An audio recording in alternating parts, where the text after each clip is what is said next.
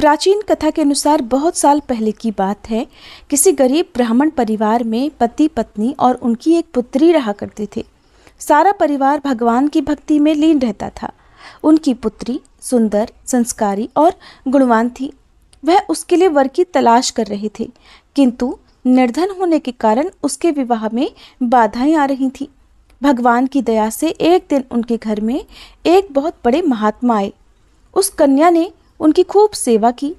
कन्या की सेवा भावना से प्रसन्न होकर महात्मा ने उसे आशीर्वाद दिया।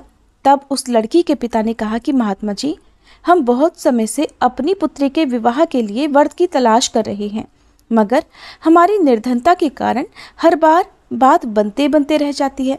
कृपया बताइए, हमारी पुत्री के हाथ पीले कब होंगे? महात्मा जी ने उस लड़की का हाथ देखा तो बोले, इस लड़की के हाथ में तो विवाह की रेखा ही नहीं है। ये बात सुनते ही ब्राह्मण तो बड़े उदास हो गए और फिर बोले, क्षमा करना महात्मा जी, मैं आपके कहने का अर्थ नहीं समझ पाया। महात्मा जी ने फिर कहा कि तुम्हारी पुत्री के भाग्य में विवाह सुख ही नहीं लिखा है। महात्मा जी के मुख से ऐसे वचन सुनकर वह ब्राह्मण दंपति रोते रोते महात्मा जी के चरणों में गिर गए और उनसे इस समस्या का समाधान बताने के लिए विनती करने लगे। तब महात्मा जी ने उन्हें अपने चरणों से उठाया और बोले कि पास के ही एक गांव में सोना नाम की धोबिन जाति की पतिव्रता महिला अपने पति, बेटे और बहू के साथ रहती है। वह एक महान पतिव्रता स्त्री है। यदि आपकी पुत्री उसे अपनी सेवा से प्रसन्न कर ले और आशीर्वाद स्वरूप उसकी मांग का सिंदूर उससे ले ले, तभी इस लड़की का विवाह संभव है। ऐसा करने से इसे अमोघ सुहाग भाग की प्राप्ति भी होगी। मगर ध्यान रहे, वह पतिव्रता महिला कहीं भी आती जाती नहीं है। महात्मा जी ब्राह्मण दंपत्ति के घर से विदा हो गए। अब भोर होते ही ब्राह्मणी ने अपनी पुत्री को सोना धोबिन की सेवा करने के लिए भेज दिया। लड़की पूरे दिल से सोना धोबिन के घर की साफ सफाई और बाकी घर के काम भी उनके उठने से पहले ही करके अपने घर वापस लौट आती थी। ये क्रम बहुत दिन तक ऐसे ही चलता रहा। एक दिन सोना धोबिन अपनी बहू को शाबाशी देते हुए बोली कि बहू, तुम तो ब्रह्म मुहूर्त में ही उठकर घर का सारा कामकाज कर लेती हो और मुझे पता तक नहीं चलता। बहू बोली, माता जी, मैं तो सुबह देर से उठती हूँ, मुझे लगा घर के ये सारे काम आजकल आप किया करती हैं। जानकर सोना धोबिन को बड़ी हैरानी हुई। उसने सोचा कि आखिरकार उनके घर का ये सारा काम कौन करके चला जाता है, इस बात का मुझे पता लगाना चाहिए। तब अगले दिन भोर होते ही सास बहू उठकर घर के एक कोने में छुपकर निगरानी करने लगे कि कौन है जो ब्रह्म मुहूर्त में ही घर का सारा काम करके चला जाता है। उधर अपने निर्धारित समय पर ब्राह्मण की पुत्री आई और मुख से भजन करते करते घर का सारा काम दिल से करने लगी। अपना काम पूरा होने पर जब वह वहां से जाने लगी तो सोना धोबिन ने उसे पकड़ लिया और उसके सामने आकर उससे पूछा कि तुम कौन हो बेटी, और इस तरह छुपकर मेरे घर का काम क्यों करती हो? ब्राह्मण की पुत्री ने उन्हें महात्मा के द्वारा कही हुई सारी बात बता दी। सोना धोबिन पतिव्रता होने के साथ साथ बहुत उदार दिल की भी थी। वह उस लड़की की सहायता के लिए तैयार हो गई। उस दिन अमावस्या थी और वह उस लड़की के साथ बिना अन्न जल ग्रहण किए उपवास रखकर उसके घर की ओर चल पड़ी। उसने सोचा रास्ते में कहीं पीपल का पेड़ मिलेगा तो उसे भंवरी देकर और उसकी परिक्रमा करके ही जल ग्रहण करेगी। लड़की के घर पहुंचकर सोना धोबिन ने जैसे ही अपनी मांग से सिंदूर उस कन्या की मांग में लगाया तो सोना धोबिन के पति के प्राण पखेरु उड़ गए। सोना धोबिन को ज्ञात हो गया कि अब उसके पति इस दुनिया में नहीं रहे। वह ब्राह्मण परिवार से विदा लेकर चल पड़ी। रास्ते में पीपल का पेड़ देखकर उसने ईंट के टुकड़ों से 108 बार भंवरी देकर 108 बार पीपल के पेड़ की परिक्रमा की। उसके बाद जल ग्रहण किया। तभी उसके पति की मृतदेह में प्राण लौट आए। इस प्रकार अमावस्या के दिन पीपल के पेड़ की पूजा करने और इस कथा को सुनने से सुहागिन महिलाओं का सुहाग अटल रहता है। सुहागिन महिलाओं को सभी प्रकार के मनोरथों की प्राप्ति होती है। जिनका विवाह नहीं हो रहा हो उन्हें मनोवांछित वर की भी प्राप्ति होती है। सभी अभीष्ट मनोरथों की पूर्ति होने के साथ साथ ऐसे भक्तों के घर में धन, अन्न, सुख समृद्धि के भंडार भी भरे रहते हैं। अमावस्या के दिन विवाह संबंधी परेशानियों के निवारण के लिए किसी धोबी परिवार को कुछ भेंट, दक्षिणा इत्यादि देने का भी विधान है। ये थी अमावस्या की व्रत कथा। अब सुनिए श्रीमद् भागवत गीता के 7वें अध्याय के सभी श्लोकों का हिंदी अनुवाद। भगवान श्री कृष्ण अर्जुन से कहने लगे, हे पार्थ, अनन्य प्रेम से मुझ में आसक्त चित्त और अनन्य भाव से मेरे परायण होकर योग में लगा हुआ तो जिस प्रकार से संपूर्ण विभूति, बल, ऐश्वर्य आदि गुणों से युक्त सबके आत्मरूप मुझको संशय रहित जानेगा, उसको सुन। मैं तेरे लिए इस विज्ञान सहित तत्व ज्ञान को संपूर्णतया कहूँगा, जिसको जानकर संसार में फिर और कुछ भी जानने योग्य शेष नहीं रह जाता। हजारों मनुष्यों में से कोई एक मेरी प्राप्ति के लिए यत्न करता है और उन यत्न करने वाले योगियों में भी कोई एक मेरे परायण होकर मुझको तत्व से अर्थात यथार्थ रूप से जानता है। पृथ्वी, जल, अग्नि, वायु, आकाश, मन, बुद्धि और अहंकार भी इस प्रकार से ये 8 प्रकार से विभाजित मेरी प्रकृति है। ये 8 प्रकार के भेदों वाली तो अपरा अर्थात मेरी जड़ प्रकृति है। और हे महाबाहो, इससे दूसरी को जिससे यह संपूर्ण जगत धारण किया जाता है, मेरी जीव रूपा परा अर्थात चेतन प्रकृति जान। हे अर्जुन, तू ऐसा समझ कि संपूर्ण भूत इन दोनों प्रकृतियों से ही उत्पन्न होने वाले हैं और मैं संपूर्ण जगत का प्रभव तथा प्रलय हूँ, अर्थात संपूर्ण जगत का मूल कारण हूँ। हे धनंजय, मुझसे भिन्न दूसरा कोई भी परम कारण नहीं है। ये संपूर्ण जगत सूत्र में सूत्र के मणियों के समान मुझ में गुथा हुआ है।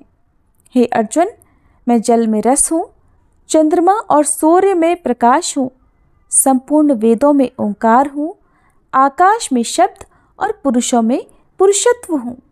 मैं पृथ्वी में पवित्र गंध और अग्नि में तेज हूँ और संपूर्ण भूतों में उनका जीवन हूँ और तपस्वियों में तप हूँ।